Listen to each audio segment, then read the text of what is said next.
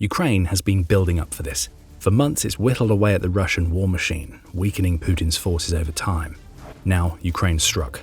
Ripping through the Russian front line in one brutal push, Ukraine has carved a 9.5-kilometer scar into Russia's defenses. This is humiliating for Russia, embarrassing. And as the Russian front rips wide open, Ukraine takes back what's theirs to force Russia into retreat. Following Russia's recent loss of the illicit Starlink terminals that it used for everything from basic battlefield communication to its long and mid-range drone assaults, Ukraine has taken advantage. Launching assaults across 3 sectors of the approximate 1,100-kilometer or 684-mile front line, Ukraine has sent Russian infiltration forces packing and reclaimed territory that Russia took months to capture. The numbers make for embarrassing reading for Putin. As for February 16th, Ukraine has liberated over a dozen settlements in about a week and appears to be pushing toward a major Russian defensive hub as its soldiers go on the hunt. We'll come back to that hub soon. Ukraine's biggest gains took place in the Zaporizhzhia region, where its combined assault infantry, drone units and armored transport teams managed to retake 5 villages across a 30-kilometer or 19-mile combat line near the city of Humilia. Russia's forces in that area have been forced to go on the run. Those forces have retreated all the way back across the HUMILIATIng river that it had taken them months to cross, undoing gains made back in the summer in the process. This is huge for Ukraine, and Euromaidan Press has even more details. It points out that Russia had spent about 2 months on offensives in the direction of Alexandrivka and Humilia, capturing the latter to enable pushes west and northwest. However, something went wrong for Russia. Around February 8th, which is uncoincidentally around the time that Russia lost access to Starlink, the pushes in these directions nearly stopped. Ukraine saw an opportunity and struck hard. In the Alexandrivka sector, Ukraine struck to the southeast, forcing Russia's forces out of the settlements of Orestopil and Oleksivka, which set the stage for advances toward Terova and Berezova, Euromaidan Press reports. Another river also came into play here, this time the Yanchor River. Ukraine's forces pushed along that river, retaking the settlements of Yehorivka, Slohoda, Ribna, Vishneva, and Pershotrevneva. Right now, Euromaidan Press adds, Ukraine seems to be pushing to liberate the settlement of Pravilna in what seems to be a clear attempt to push Russia's forces back across yet another river. Another of Ukraine's pushes took place north of Humilia in the direction of the Haichur River we mentioned. Ukraine's forces actually managed to cross that river in the process of pushing Russia back. They retook Kozhevtseva and Ternivata as they did. A parallel push, focused on the same river, also saw Ukraine reclaim the settlements of Preluki and Olonokostyantinivka, leading to a push toward Varvarivka, which is already under partial Ukrainian control. And there's more. Ukraine also launched a brutal push into the zone occupied by Russia's 58th Combined Arms Army, Euromaidan Press reports. It's unknown whether Ukraine managed to make any significant settlement gains in this push, though it did manage to force back Russian units in the Stepnohirsk, Lukyanivska, and Primorska regions, as well as outright stopping Russia's assaults flat along the Stepova-Pavlivka axis. And if Russian offensives have stopped, that may well mean there'll be more opportunities for Ukrainian counterattacks. After all, we said earlier that Russian units stopping its assaults created an opening for everything that we've seen over the past week. More openings are forming. More of the territory that Russia occupies is under threat. We said that this is an embarrassment for Russia earlier in the video. That was an understatement. This is a doomsday scenario for Russia's forces. Commanders who had proudly crowed to their superiors that territory had been taken now have to go back and try to explain how all of that territory was lost. Soldiers who were sacrificed to the meat grinder of the war have been proven as worthless as Putin treats them. Ukraine has done in a week what it took Russia more than 2 months to do. And we're going to touch on how Ukraine managed to pull all of this off in just a couple of minutes. First, we have some more numbers. And these numbers catapult an already dire situation for Russia into catastrophe territory. You may have already guessed that liberating so many villages would mean that Ukraine's advance over the week leading up to February 16th was massive. Euromaidan Press offers one figure, noting that Ukraine had managed to claw back 9.5 kilometers, or about 5.9 miles of territory from Russia across the area of the front where it launched its counterattacks. That's impressive enough in its own right. It gets even better than that. As France 24 explains, the pushback amounts to something even bigger than that. In less than a week, Ukraine retook 201 square kilometers, or a little over 77.6 square miles from Russia, which amounts to the biggest gains that Ukraine has made for around 2.5 years of the war. The last time that Ukraine took back so much territory was during its ultimately failed summer 2023 counteroffensive. However, that counteroffensive was launched with the express purpose of retaking as much as possible. This one is different. Yes, Ukraine has retaken a lot of territory in a very short period of time, but there is a very specific purpose behind these liberations, which we'll explain in detail if you stick with us until the end of the video. Before that, let's come back to how Ukraine managed to pull this off. There are two major factors in play, one of which we've touched on a couple of times already: Starlink.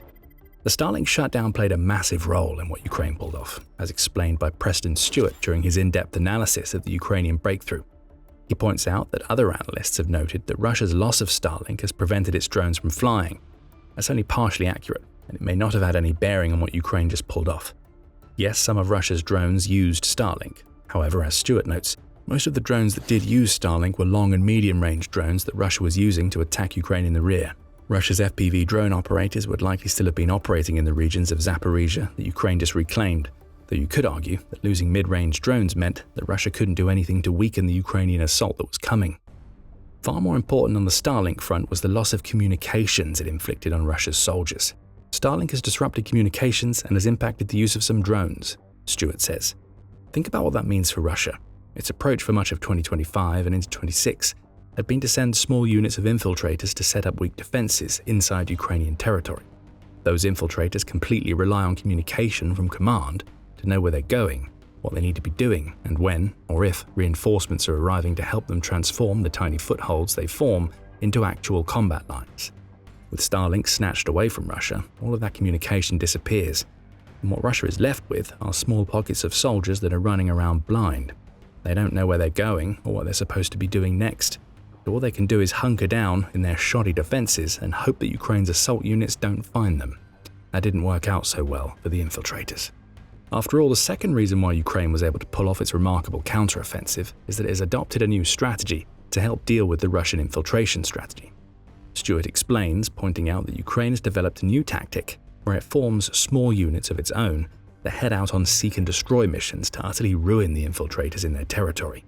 These groups may have platoon sizes of around 12 to 20 soldiers, Stewart claims, and their jobs are to push through the grey zones that Russia claims to occupy, eliminating any traces of the infiltrators as they go. They have very, very, very detailed intelligence of the area they move into, and they have a set objective: move through this series of buildings, clear to here and then stop, and then pause and regroup, Stewart says when explaining Ukraine's approach. It's a methodical method, and it's proving extremely effective at dealing with the infiltration groups that Russia is attempting to use to lay weak claims on territory that it was barely holding even before Ukraine launched its devastating series of counterattacks. Russia has overextended itself across the front. Ukraine has combined flexibility with units that are stronger than those Russia sneaks in to demolish Putin's forces and retake territory. Or as one Ukrainian soldier told Army Inform, "We hunt the flag stickers and destroy them." That soldier is Colonel Vladimir Voloshin, who is the spokesperson for Ukraine's defense forces of the south, which are operating in the Hulia and Oleksandrivka directions, where we've seen Ukraine retake so much territory in the past week. "When we detect these groups that have infiltrated, we clear the settlements of them," Voloshin explains, adding, "I emphasize that these settlements were and remain under our control. The Russians did not control them. We are simply searching for these infiltrated flag stickers and destroying them." In other words, Ukraine is taking back what's theirs. And it's taking the territory back from Russian forces that barely held it in the first place. In a moment, we're going to explain what Ukraine is really trying to achieve with this series of counteroffensives. Before we go deeper into that, this is the Military Show, and we bring you the full picture, not just the headlines. Subscribe today to stay ahead of the curve with daily updates. In response to everything that Ukraine has achieved over the past week, Russia's response has been weak. The Defense Ministry is keeping its lips firmly sealed, meaning it's left to the Russian military bloggers to try to explain away Russia's massive losses. Most are reporting something resembling the reality of the situation, Stewart says.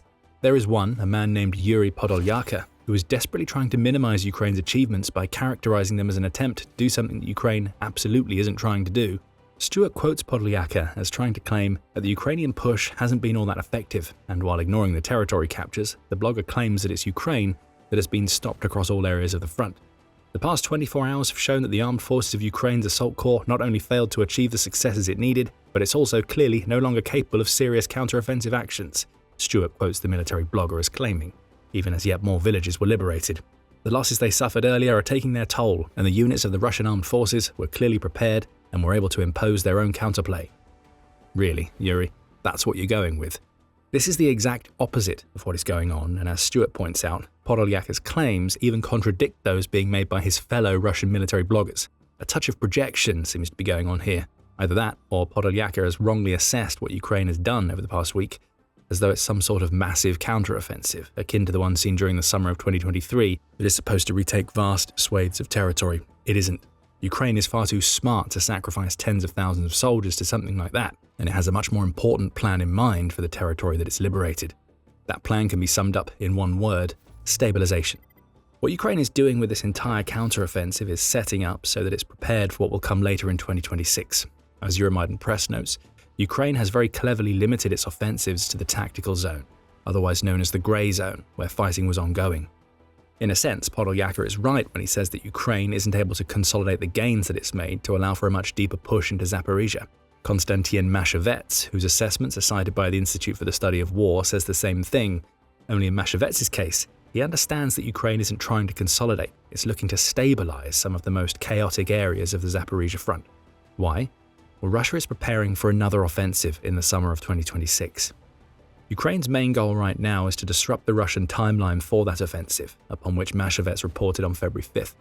Anything that Ukraine can do to push that offensive back in terms of when it's launched reduces the window of opportunity that Putin's forces will have to take territory when the weather in Ukraine is favorable. Summer brings with it solid terrain, tree cover, and the ability to operate at night without risking hypothermia, and Ukraine wants to ensure that it's ready for the push that will come when conditions favor a Russian offensive. The ISW reports that part of the Russian summer offensive will focus on the Orikhiv-Zaporizhzhia city direction, which is why Russia has spent months trying to capture the territory that Ukraine has retaken over the past week. The Kyiv Post adds that Russia intends to dedicate 100,000 soldiers to this offensive, which will likely be pulled from the country's strategic reserves. Putin has set harsh deadlines for the assaults in the Zaporizhzhia region, and it's now almost impossible for Russia to meet those deadlines ahead of the summer. The lost territory needs to be retaken to make the offensive possible at the scale Putin wants, so the coming months would have been spent on preparations and making deeper advances, now have to be spent doing the exact same thing that Russia thought it had achieved months ago. Russia now finds itself in a catch-22 situation. On the one hand, it doesn't want to use the strategic reserves that it's been trying to build since 2025 to retake the territory that Ukraine had liberated.